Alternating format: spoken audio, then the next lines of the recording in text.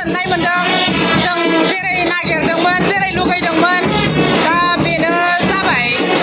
जोंथ' बहुद रंजादों जोंनि लुगैनाय बायदिनो जाबाय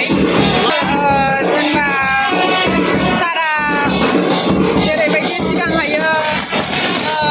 मावलांदोंमोन खामानिफोरखौहाय गोबां होलांदोंमोन दाबो दा बेबायदिनो जालांगोन होननानै आसा खालामदों आरो साराथ'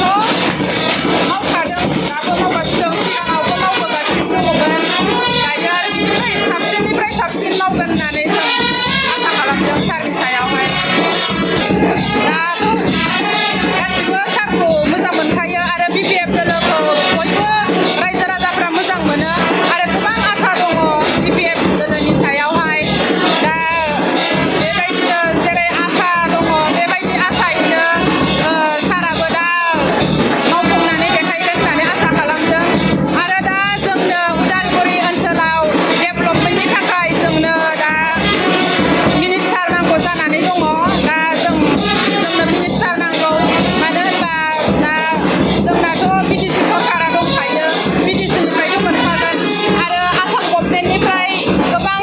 सुबिदाफोरखौ लाबोनो थाखाय जोंनि उदालगुरि ओनसोलनि डेभेलपमेन्टनि थाखाय जौगाथिनि थाखाय जोंनो दा मिनिस्टार नांगौ दा बेखौनो जों आसा खालामदों रंजादों जोंथ' गोबां रंजानाय मोनदों दा जों फुंनिफ्रायनो नेनानै दंफैयो पजिटिभ रिजाल्टखौनो नेनानैहाय दा नै फुंनिफ्रायनो जोङो लोगोफोर जमा जमा नेगासिनो दङ जोंनो दा आरो जेरै आसा खालामदोंमोन बेबायदिनो रिजाल्टआबो मोजां जाबोबाय गोबां आगबारिनानै दंखायो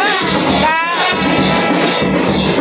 जोंफोर जोबोर गोजोननाय मोनदों मानो होनबा सासे इलिजिबोल केन्डिडेटआनो जितिदों बेखौ जों बेखौनो आखा खालामखादोंमोन सारा जितिगोन होननानै दा बिदिनो जाबायबो नोंथांमोनखौ रायजो राजाफोरखौ आं धन्यबाद होनो सानदों मानो होनबा बिथांमोना जाय इलिजिबोल बेखौनो सेलेक्ट खालामदों